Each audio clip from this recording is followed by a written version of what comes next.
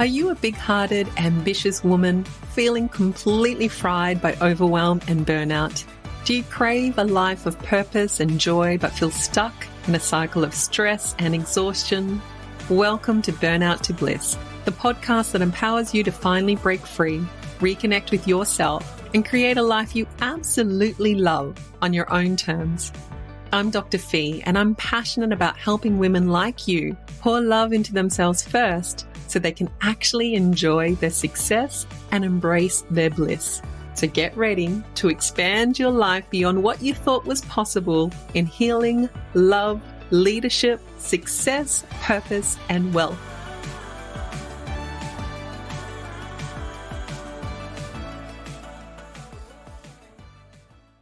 Okay, well, I am feeling so incredibly blessed, grateful, happy. I love doing these client celebrations, and in particular, I have one of my most favorite people in my life here joining me today. We have had such an amazing connection, and it's been an incredible journey supporting Luke. Don't you start? I've got the tears in my eyes as well. But it's been such an incredible journey. And, it's been a little while that Angharad has been in the Burnout to Bliss community and in my world. And I just thought, oh, goodness, wouldn't it be amazing to share her heart, her story with our Wonder Women group, and also for clients in the future who want to check out the work that we do in the Bliss Sisterhood, and it to really serve as an inspiration for any woman, any big-hearted, ambitious woman who is feeling really overwhelmed or, in burnout, on the brink of burnout, and to really show you what's possible when you have the right strategy and support and just, honestly lean into the experience, because on the other side of this horrible experience, I often say, is everything that you want. And so, and Harad, thank you so much for joining me today. It's been so nice. I always love catching up with you, and it's such a joy to have you here. Thank you so much, Dr. Fee. It has been a little while since I was, I suppose, in the container with other women who have done this work, but it also feels like yesterday. And that's because this is such deep, beautiful connection that's lasting and profound. And that was the promise that you gave when I first encountered you. And it's what I'm living. So it's truth. And, I've come to really value that, truth really can't be falsified. And so for anyone who's just feeling a little bit unsure about how things work and how change really happens at such a deep level, maybe the conversation today will help, create some light around how this can happen for them. Yeah, beautiful. And, I think that is such a great point to start off with, just to let people know that, I do really want, when I had burnout, and I just shared this with you, the big thing for me is that I just didn't want to manage anxiety or manage the exhaustion. I wanted to really resolve it on a deeper level. And so it is wonderful. I think it's been since January, actually, we haven't been working together, and it's just so good to be able to connect with you after the program, after we've worked together, to really check into where you're at, so that people, sometimes it's the biggest fear is that we do something and then we don't actually have a lasting effect from it. So thank you for bringing that to everyone's attention as well, because it is important that we, especially when we're overwhelmed and bloody depleted, that what we invest our time, our energy and money into is actually going to have a more lasting effect. So now you're ready to start. We might start with really looking back on what burnout is to you, because it's just a word, isn't it, to describe an experience. And I'd really love to, I know it was no doubt a vulnerable time, because it was for me and it's for most people, but how are you feeling prior to joining our sisterhood? So my memories of it and I honor those because they're the lessons that have helped me and have brought me here. My memories of that time were are very clearly, a woman who was striving and believing that the feeling good was just around the corner if I just gave it one more week, one more day, one more hour of whatever it was outside of me that seemed to be more important than me. It just was, it was when I realized that I had a hand in it, it occurred to me how actively I was engaging with that particular mindset, that I realized I couldn't think my way out. So I had the grace and the benefit of sorry, I forgot to record it. oh, well, there we go. We'll start. Yeah, so we're starting now with a beautiful conversation. My memories of burnout were really that I was basically living on a promise that things would feel better after that, after I'd completed this project, after I'd found my way out of, the anxiety that was overwhelming me every morning when I had little children who needed lots of love and I didn't feel like I had enough love to give them when I had been living in the future basically for years.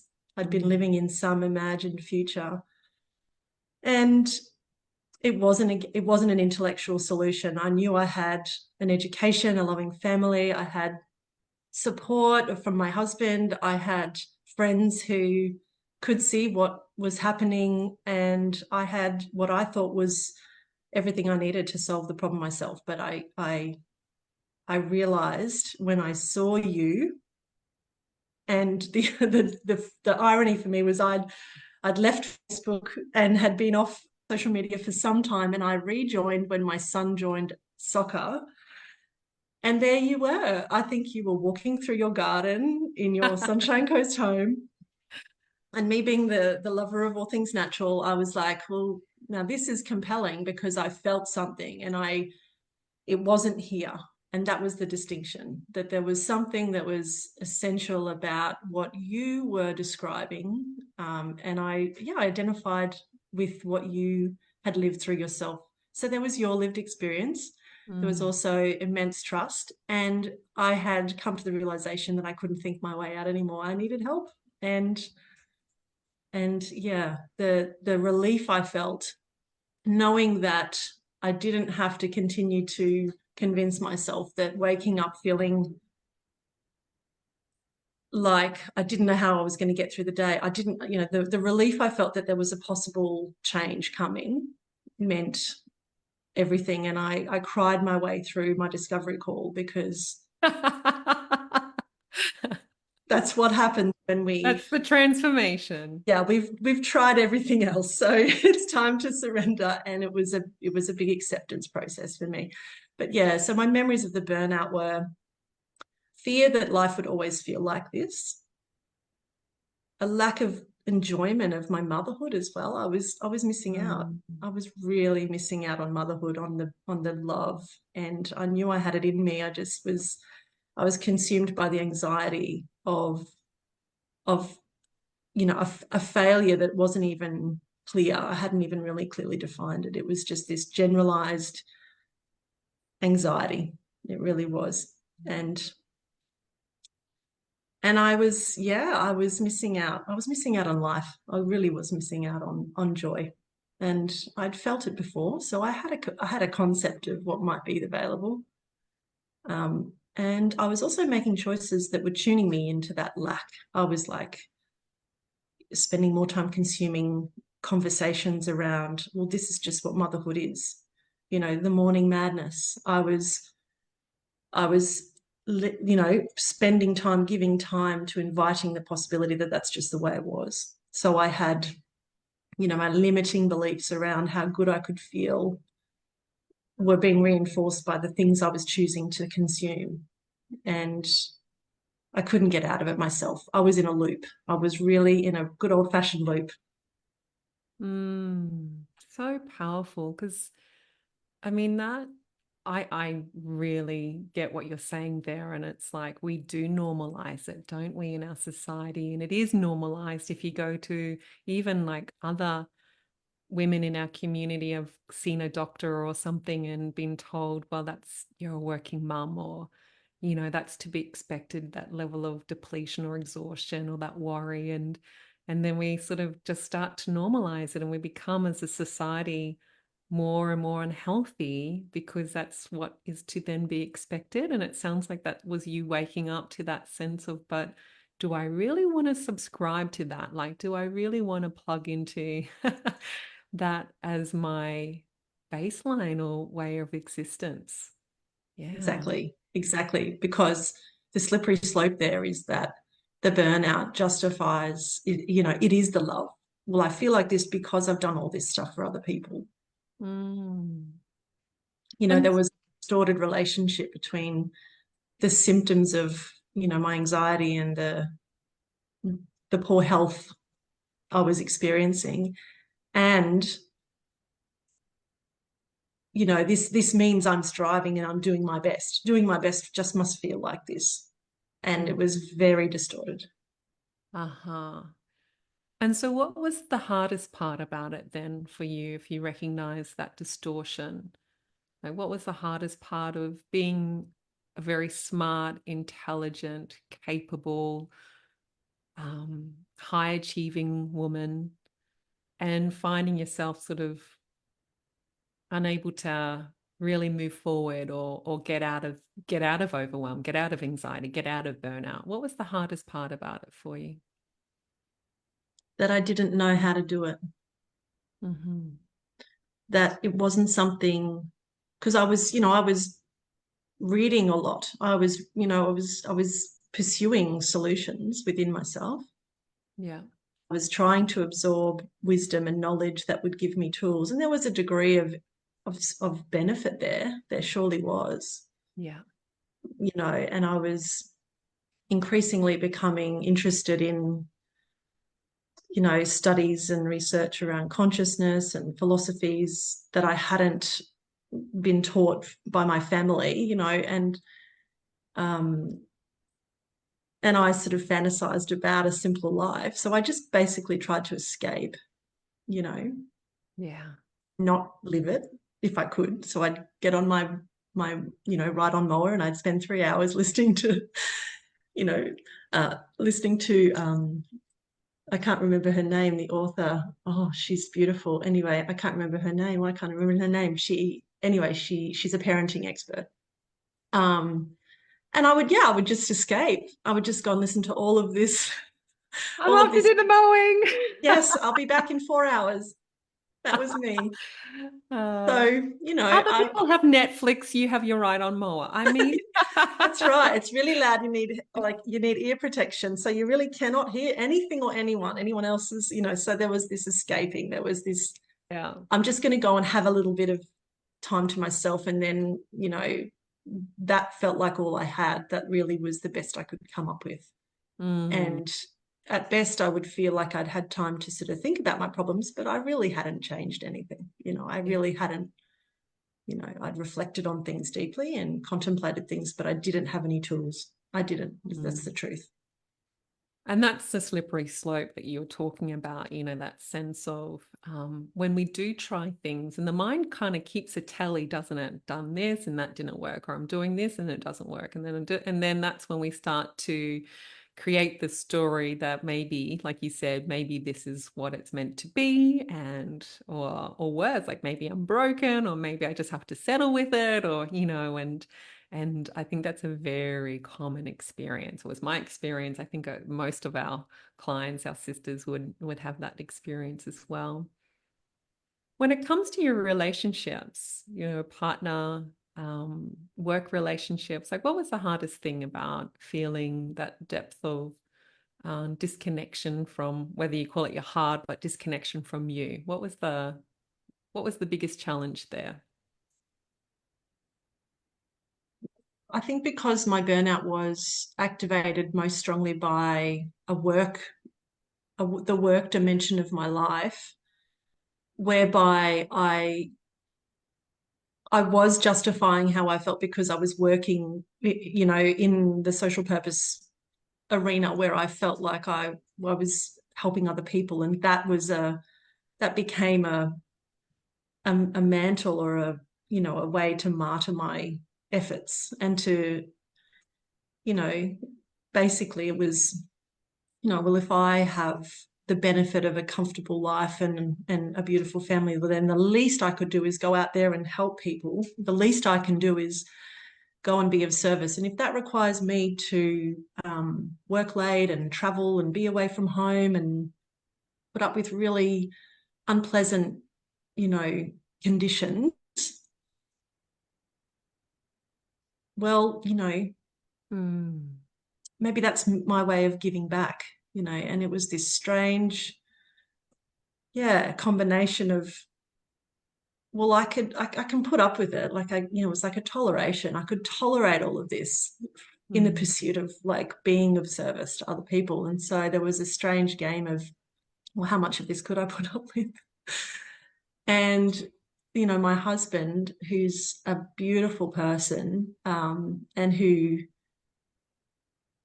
you know, sees how much I want to achieve in terms of supporting community and being a contributor in the world to alleviate, suffering.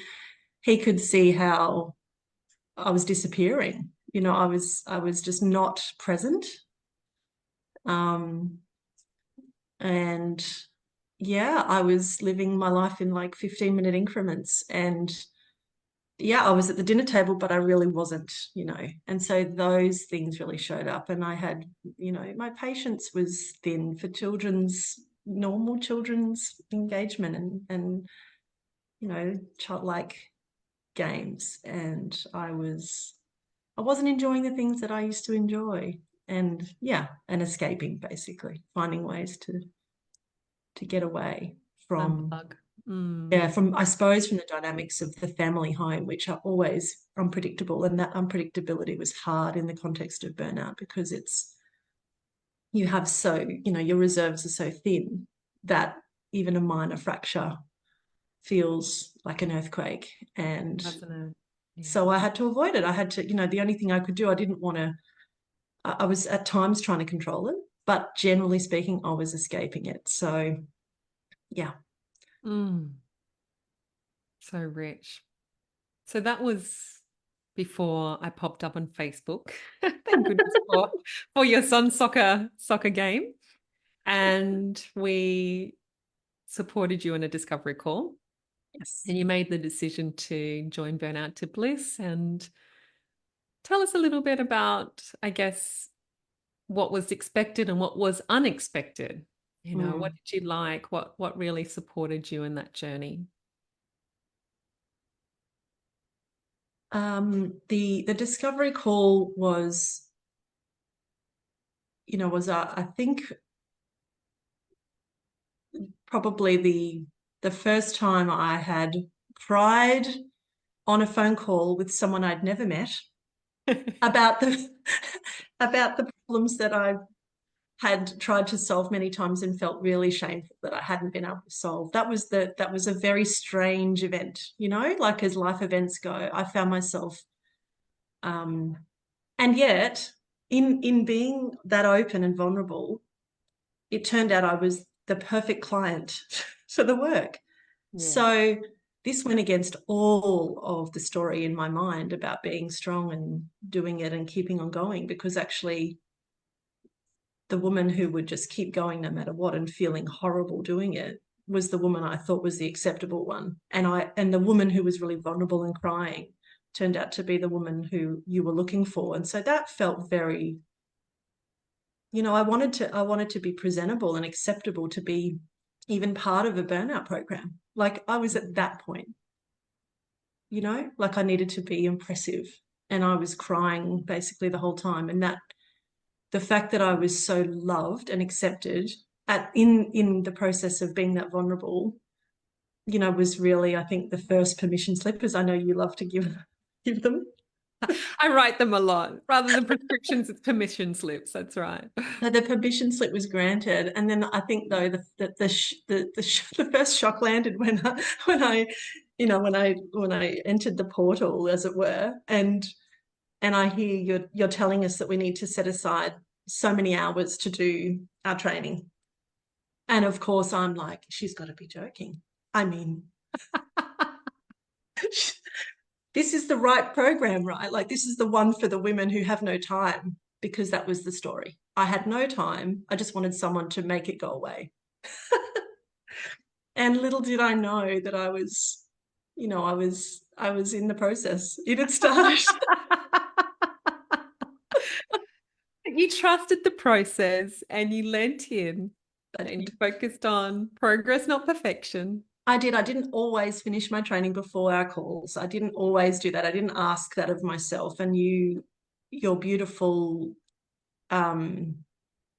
way of highlighting those things as you know they're going to come up was exactly the medicine, because the calls where women get together and actually share that truth was the space I'm like, okay, this is exactly what I haven't had in my life. This is exactly the type of community where we can still be ambitious. We can still be all those things that we enjoy being. We enjoy having that drive. We enjoy this sort of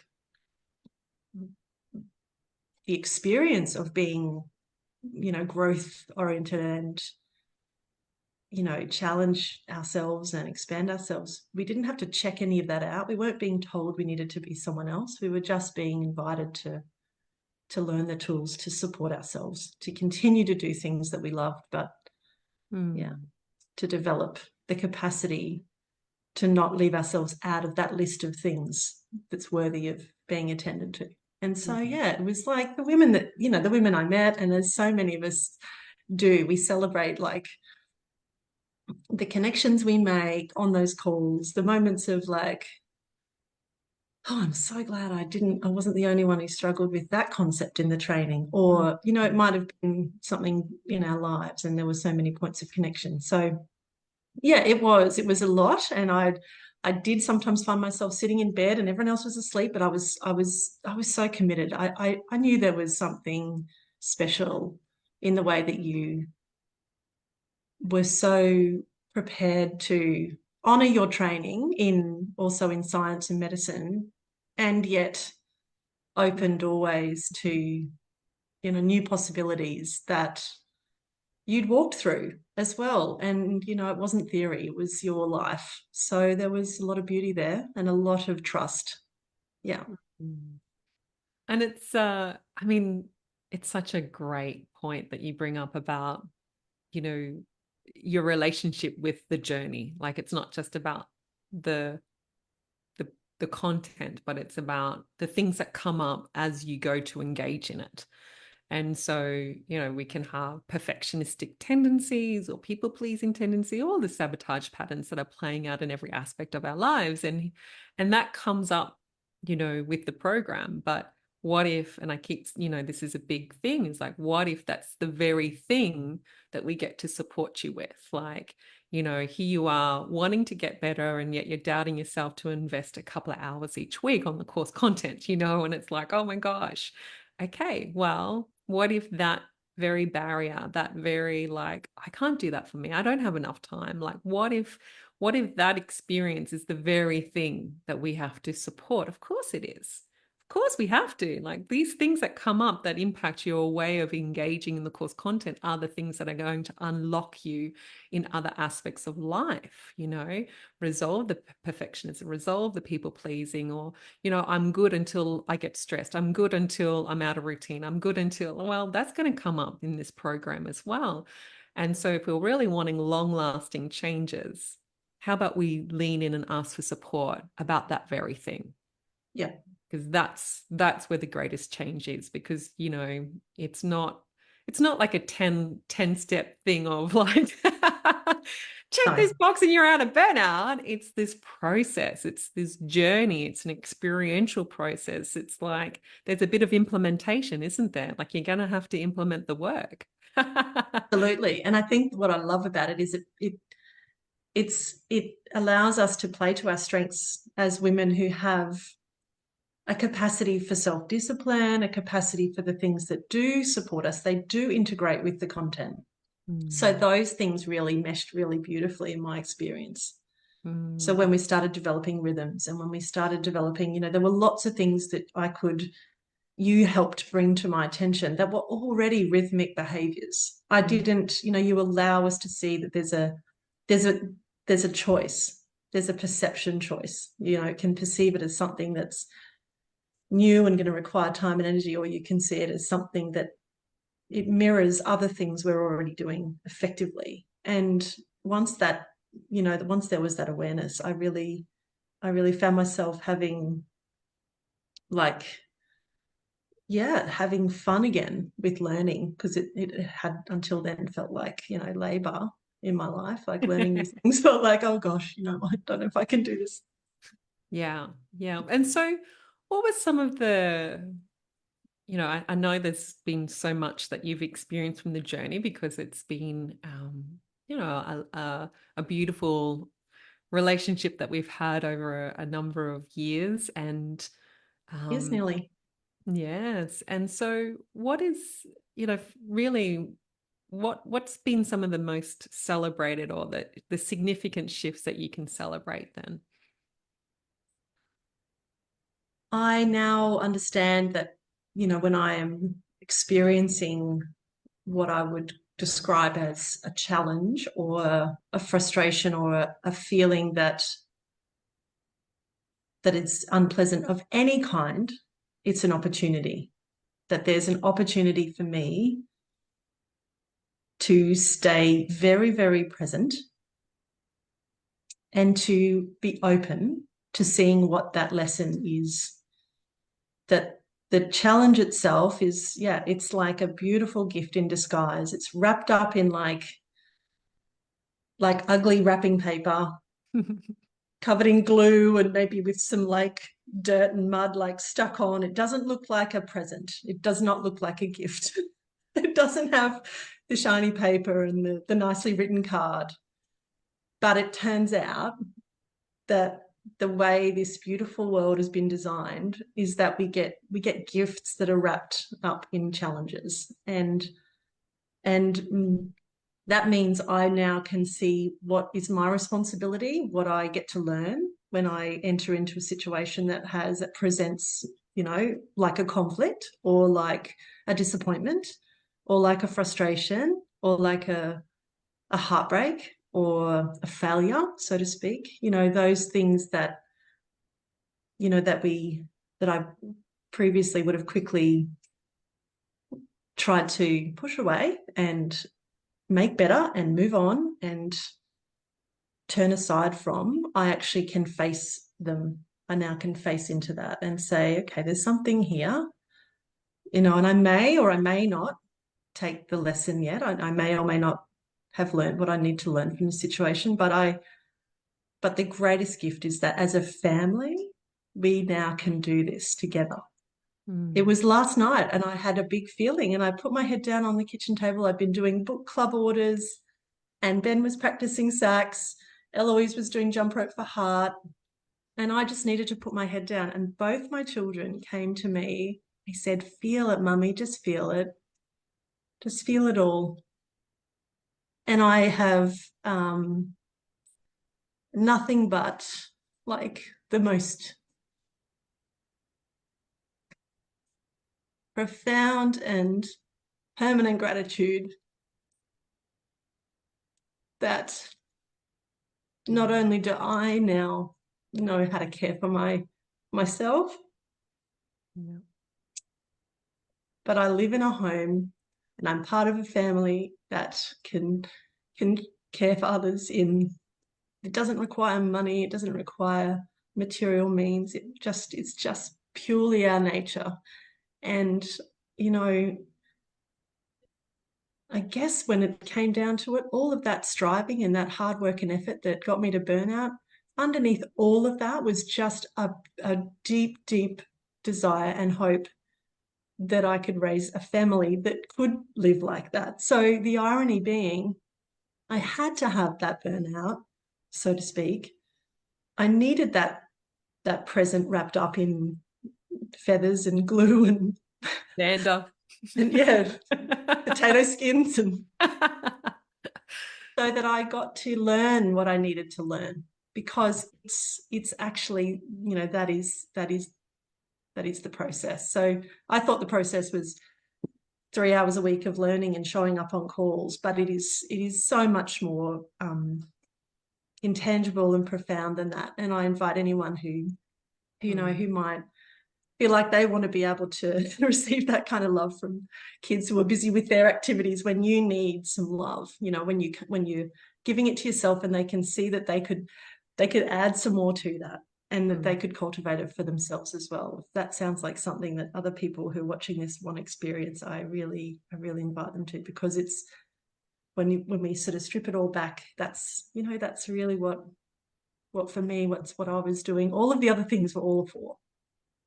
So Congratulations. It's such a beautiful, so much grace in it, right? And we get to do this work for ourselves, for our little ones, for our partners and children and family and, well, anyone in our life really.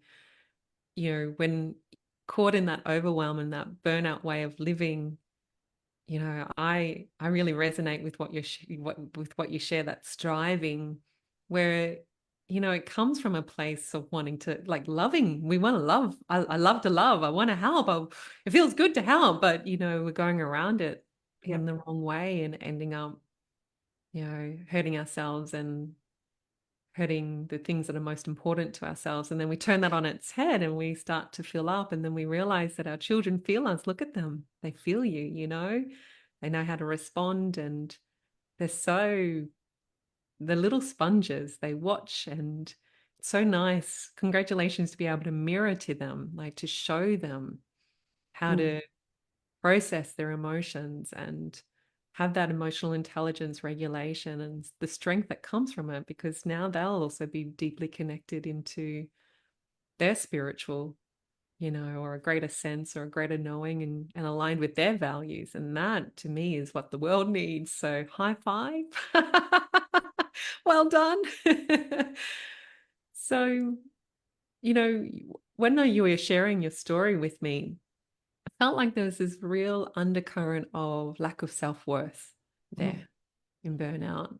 We're always a work in progress. We're a beautiful masterpiece, and this work is for the rest of our lives. But, what are you noticing in how you are day in, day out, in terms of a reflection of the shift there? Because these are the core things that drive behavior, isn't it?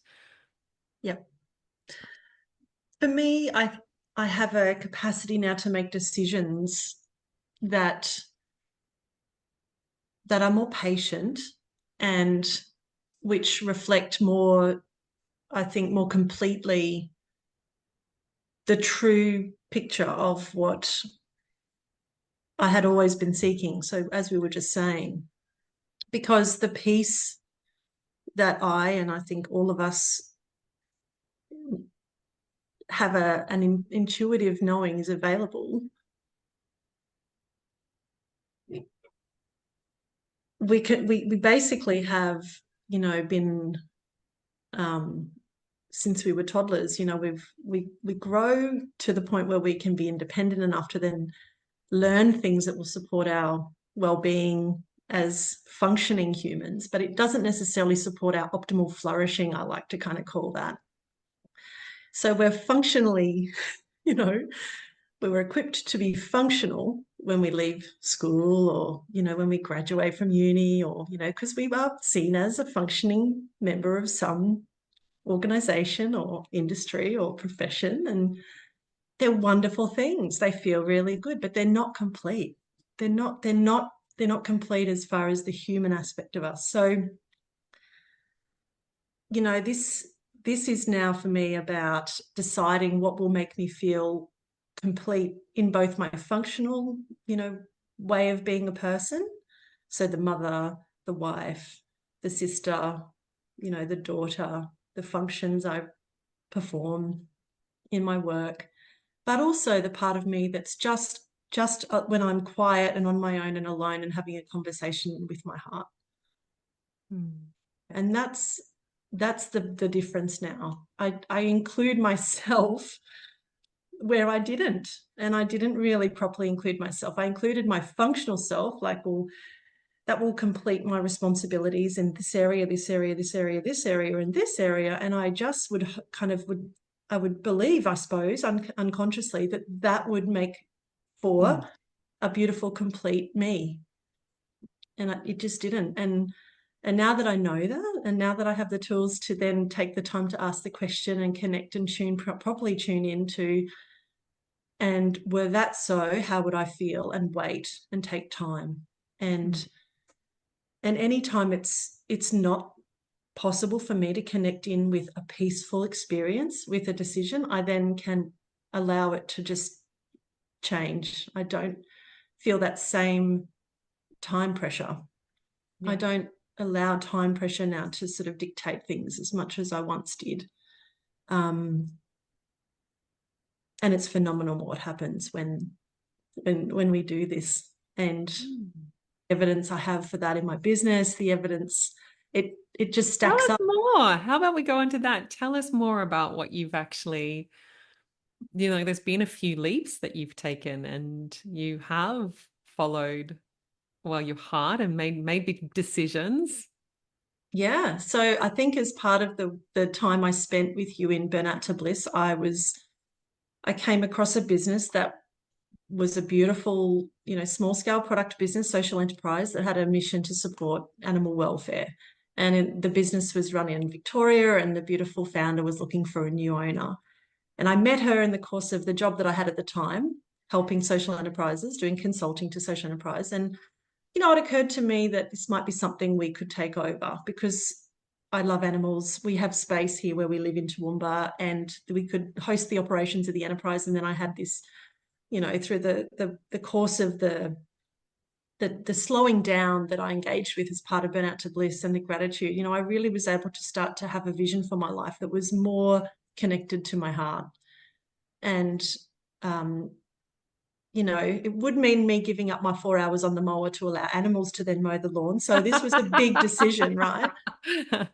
But the possibility for me of being a creative person, again, not just a functional person, a person who could actually have their own projects and have their own vision and things that were just, that I loved, be part of a business. I thought, who gets to kind of like take their childhood love of passion for animals and merge that with, an enterprise that could be a thriving financial pillar within my life. And you kind of allowed this to be a possibility for me. Your work, your training, your coaching, your mentorship allowed this possibility to evolve.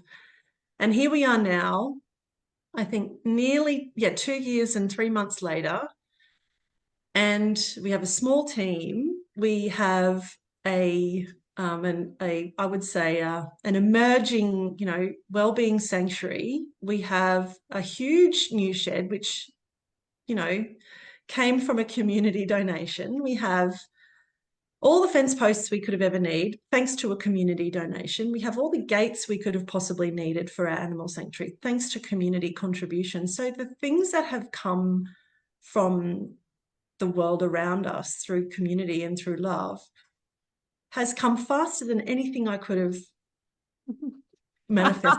Let's use the word. If I had stayed, let's say, in my cycle of, I've just got to keep going and save up, and then when I've got all the money, I'll just get everything I've needed and put on hold for my life. Yeah. And hard work and effort, the predictable way. Yes. Yeah. So, and part of my baggage is the financial wounds around, scarcity, and good people don't have lots of money, and people who do good for others aren't rolling in cash. That's a different kind of way of life.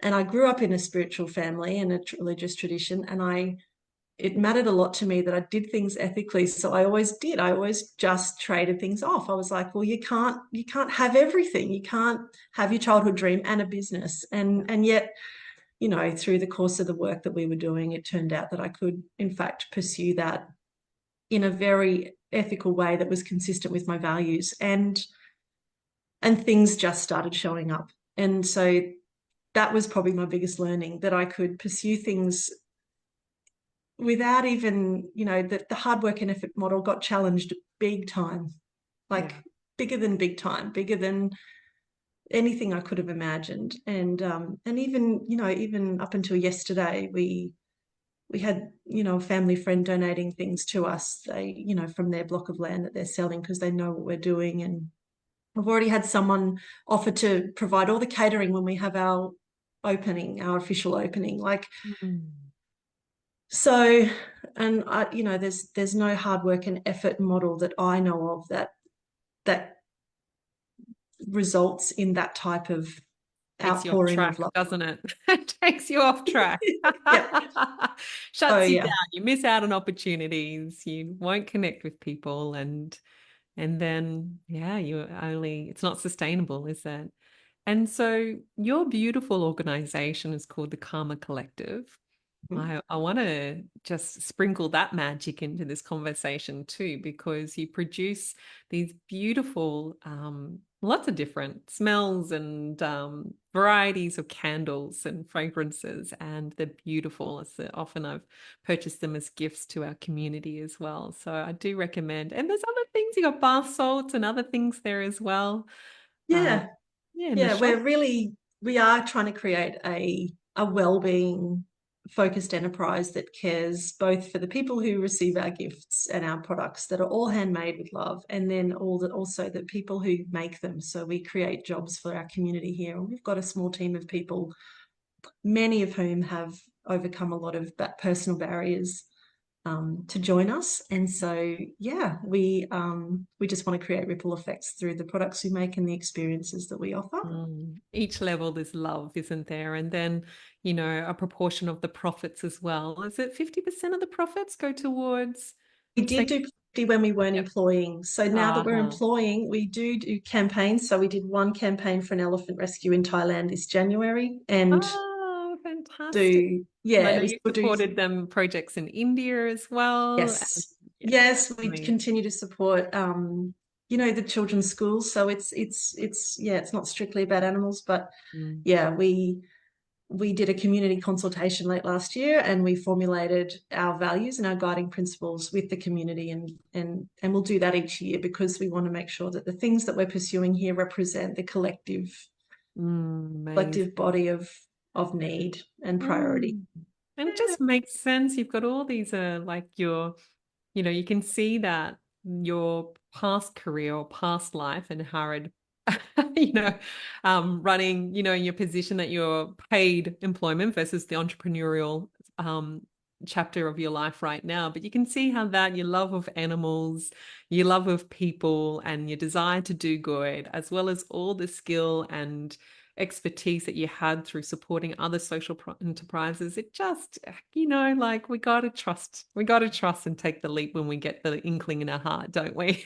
Yes, we do. And we don't necessarily need to go alone. So, there's always, and that's my big lesson with Burnout to Bliss. I was hoping like heck that I would think my way out and it would all resolve when I just completed whatever it was that I needed to complete. One day, the elusive someday, it'll all come to, I'll have this neon sign and it'll be pointing like right now, but actually you're having it inside and it's like, come on, take the leap, do it.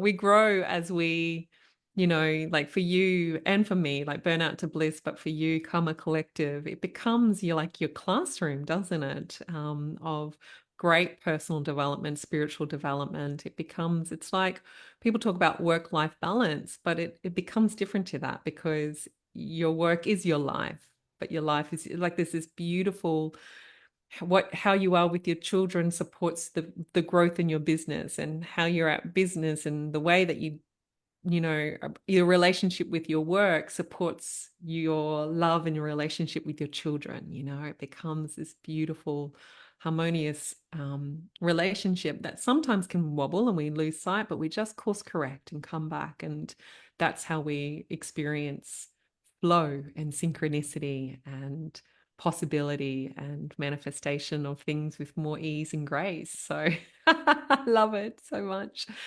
Now, I think we've had a really rich conversation, and I'd love to hear your heart on what would you say to other women who are like you, like Angharad 2 years ago, and feeling that sense of striving out there to fill a void in here, and to feeling kind of like this is the way it has to be. What would you suggest, or what are some words of wisdom that you would sprinkle into their lives? Yeah, the message I would share is that if you have even an inkling that change is possible for you, that is a voice that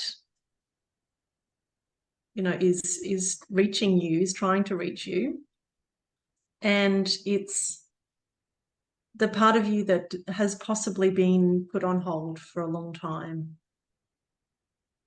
And for me, it felt like a big decision to invest in myself in that way. That wasn't academic, that wasn't work related, it wasn't career. There was, it was purely about me. And I found that to be a really, really big step. And I almost thought I wasn't going to say yes. And I certainly thought, as a woman in a family with shared finances, that my husband wouldn't see it as a good investment. But I went beyond Burnout to Bliss. I worked with you, and have transformed not just my life, but my family's life. And the saying yes is not because you want to indulge in something. And, it's not an indulgence. And I learned that from you, because that's my baggage from, growing up in a family of, well, we get by with what we have, and,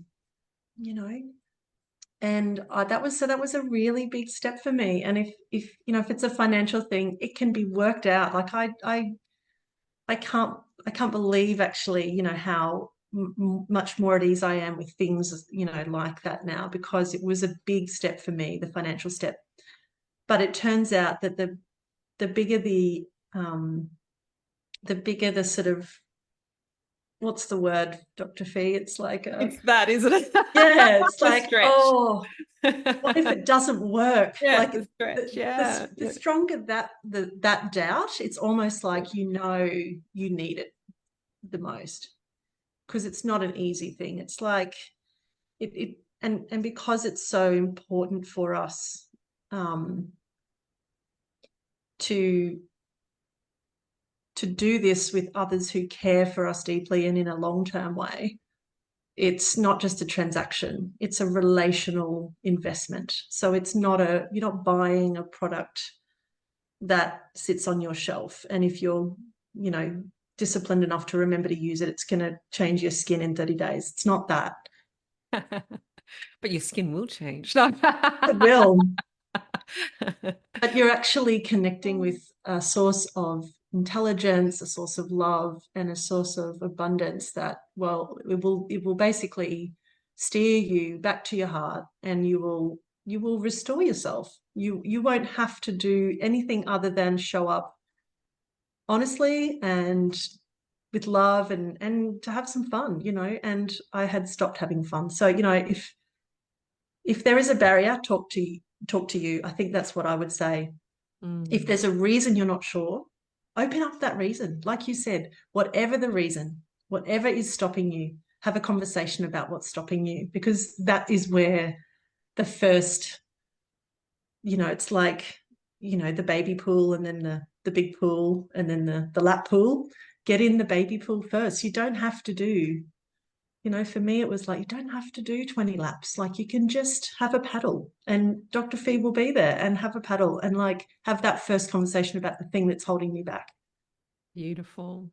Oh my goodness. Well, I've had so much fun. Is there anything else that you'd like to share from your heart at all? I mean, it's just always great to connect with you and hear it. And I mean, watching you and, you know, it is one of the greatest joys.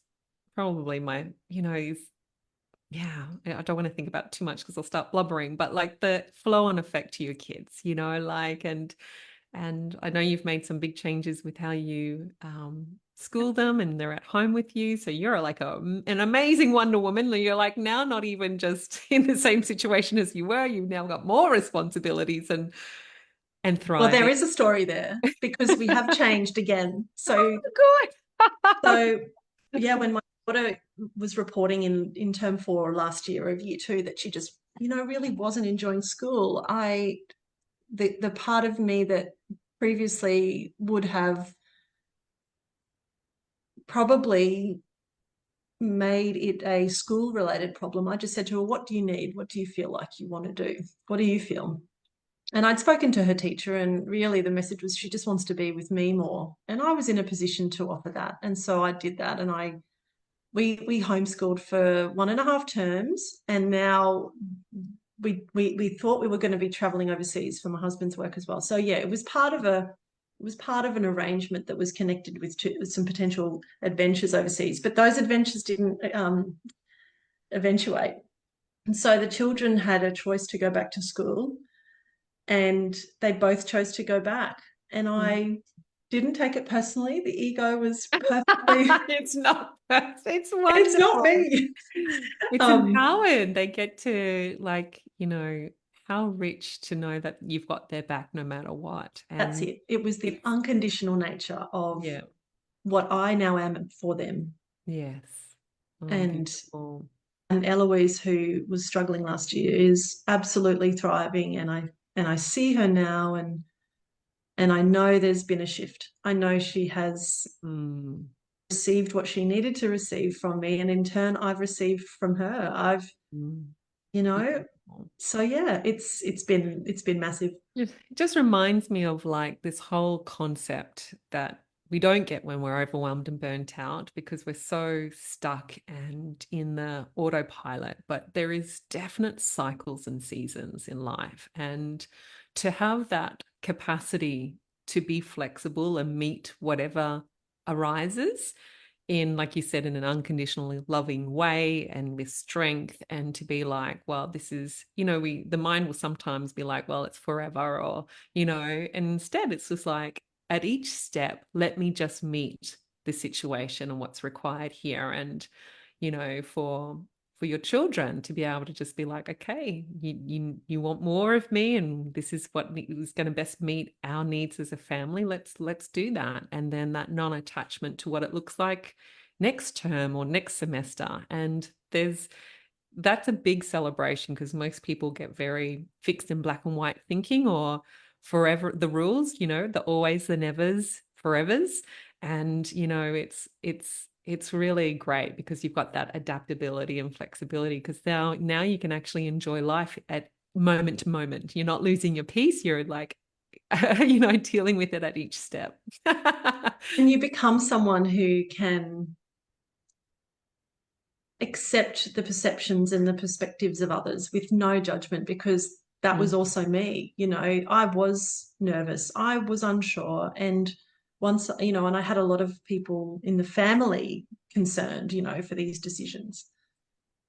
And I could meet all of that with love, and it's been beautiful on many levels, and other families calling us that have decided that the right thing for them would be to do the same, and like the ripple effect of that, and people feeling empowered to make choices that are based on love, not scarcity, not like, well, we have no choice. Well, actually we do. We have choices. We really do. And we're given those choices for a very specific reason. So powerful. It's also the power that comes from shifting your value and needs, emotional needs from other people's opinions, and what will them people thinks, and people pleasing and all of that, to actually just staying in your own lane and discerning. You sounds like you're really discerning what's right for you and your loves, and well done. It's so important. And as you empower yourself, you empower others around you. So it's so good. Well, we might finish off on that, because I reckon we could just keep talking for all afternoon, but I might bookend this conversation. Thanks, Dr. P. Oh, so from my heart, thank you so much. And there's a big invitation, of course, to all the beautiful women who are coming across this training. It's going to be an incredible resource in Angharad, a real beacon of light, in the Burnout to Bliss community, the Wonder Woman group for women who are in overwhelm. So thank you from all of us for sharing your joy and your wisdom and your heart. I so appreciate you. Thank you. It's been so beautiful spending this time with you. If today's episode sparked something within you, please subscribe, leave a review, and share the love. Are you done feeling overwhelmed and burnt out? If you're craving a curated, holistic framework that addresses burnout on every level, body, mind, heart, and soul, to get you claiming your life on your terms, then my Burnout to Bliss program is perfect. Apply for a free breakthrough session with my team, and let's deep dive into your unique situation to help you reclaim your energy, joy, and power. Now, if you'd prefer to get a taste of what's possible, then come join our amazing Bliss Sisterhood. It's our low-cost, high-value monthly community membership, and you'll find the links to both in my bio. So stay tuned for the next episode, where we'll unlock even more secrets to living a blissful life. Remember, you are powerful beyond measure. Take care.